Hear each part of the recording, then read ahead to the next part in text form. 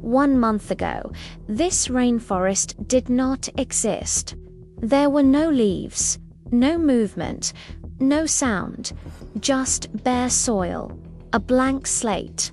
And in nature, a blank slate never stays empty for long, because the moment life finds even the smallest opportunity, it begins day one. The foundation was built. Layer by layer, soil was spread. Moist earth pressed into place. Moss was carefully laid across the surface like a living carpet. Small tropical plants were planted one by one. At first it looked artificial, too clean, too organized. But ecosystems don't need chaos to begin. They need opportunity, and hidden beneath the soil, life was already waiting: earthworms, small pink architects of the underground. They may not look impressive, but earthworms are ecosystem engineers. As they burrow, they loosen compact soil. They create tunnels for oxygen and water to travel downward. They decompose dead organic matter, converting it into nutrient-rich castings that feed plant roots. Without them, forests struggle to breathe. With them, soil becomes alive. For the first few days, the rainforest was peaceful. Plants rooted themselves deeper. Worms tunneled silently below. Moisture collected on leaves. It looked sustainable, stable. But ecosystems don't stay balanced forever, because above the soil, another life form was multiplying. Crickets, hidden deep within vines and foliage, they were breeding. And crickets are not passive. They are hungry, but relentless herbivores. Night after night, they chewed, leaf by leaf, stem by stem. The greenery that had just begun to flourish started disappearing. The moss thinned. Leaves developed ragged edges. Plants weakened. The worms below could not stop it. They improved the soil, but they could not protect the forest from above. Within days, the once growing rainforest began collapsing, and if nothing changed, the ecosystem would fail. So a predator was introduced. The Australian white tree frog, bright green, wide-eyed, seemingly gentle. But in this rainforest, he was a top-tier predator. The moment he entered the enclosure, the energy shifted. Crickets sensed it. Predators alter ecosystems not just through hunting, but through fear. The frog perched on a branch, still watching. Then a single strike. A flash of motion. One cricket vanished, and then another, and another. But unlike the worms, the frog could control the cricket population directly. His presence restored pressure, balance returned. Within days, plant damage slowed. New leaves began emerging. The rainforest stabilized. But nature is never finished testing survival, because soon the skies changed. A storm rolled in. Thick fog crept across the enclosure. Humidity spiked, then thunder. Rain poured down in sheets. For 2 days straight, water drenched the rainforest. Leaves bent under droplets. Wind tore smaller foliage from branches. The frog retreated beneath a log. The worms burrowed deeper. Storms in nature are both destructive and transformative. And when the rain finally stopped, it left something behind. A pond, small, shallow, but life-changing because water creates opportunity. And almost immediately, something appeared: springtails, tiny, microscopic arthropods covering the surface like living dust. They hadn't been introduced. They were already present, waiting for the right conditions. Springtails are They feed on mold, algae, and decaying matter. They don't destroy ecosystems. They clean them. As moisture increased, their population exploded.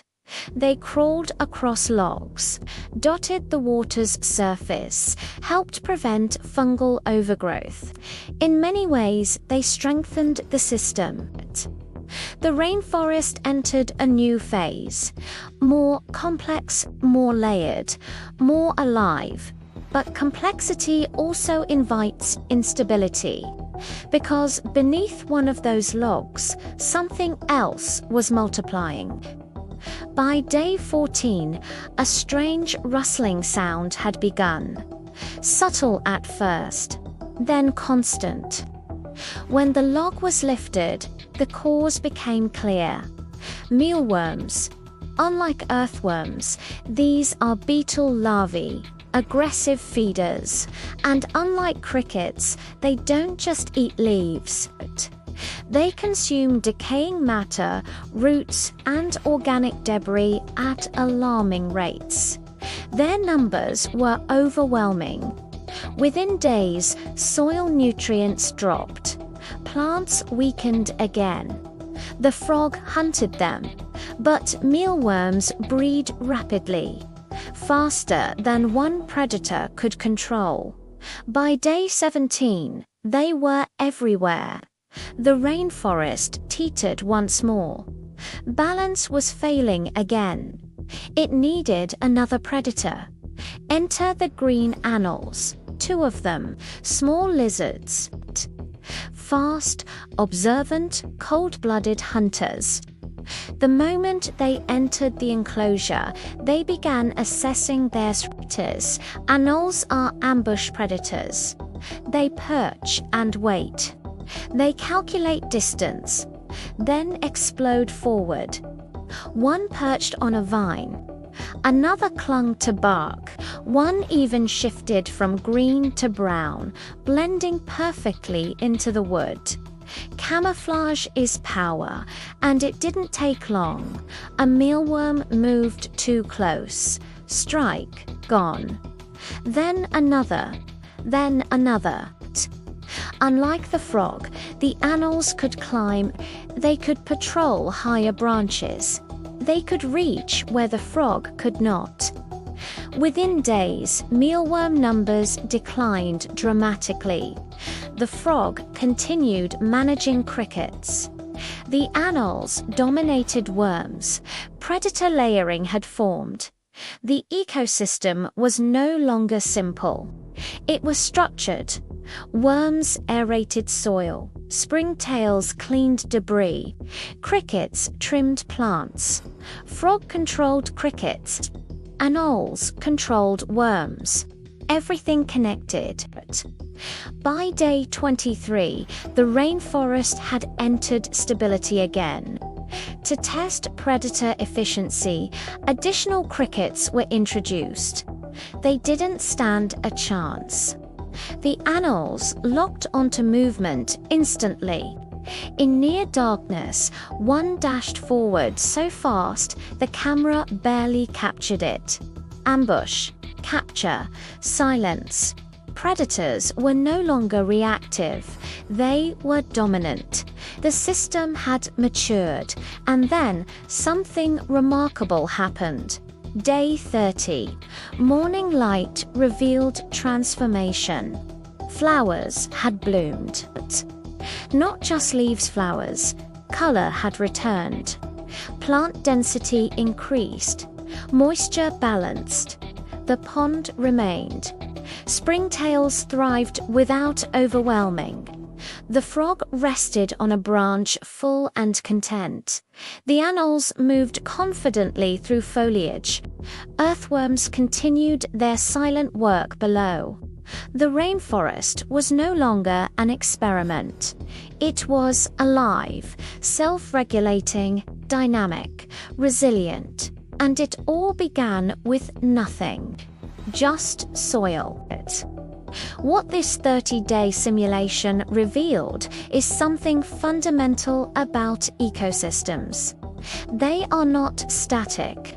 They do not seek perfection. They seek balance through pressure. Herbivores without predators cause collapse. Predators without prey starve. Decomposers recycle what others waste. Storms destroy but also create. Water brings life. Too many consumers bring decay. Add one species, and everything shifts. Remove one species, and everything shifts again. This tiny rainforest mirrored the real world. Balance isn't maintained by peace. It's maintained by tension, by interaction, by constant adjustment. Predators don't ruin ecosystems. They protect them. Storms don't always destroy ecosystems. They reshape them. Even collapse is part of growth because every blank slate holds potential. And in just 30 days, bare soil became jungle. From earthworms to crickets, from frog to lizards, from storm to pond, from instability to thriving forest. It was never about just adding animals. It was about watching nature do what it has always done: adapt, correct, rebuild, and flourish. Because even in the smallest enclosure, the laws of nature remain the same. Life finds balance. Given time, given pressure, given opportunity, and sometimes all it takes to build a rainforest is starting with nothing.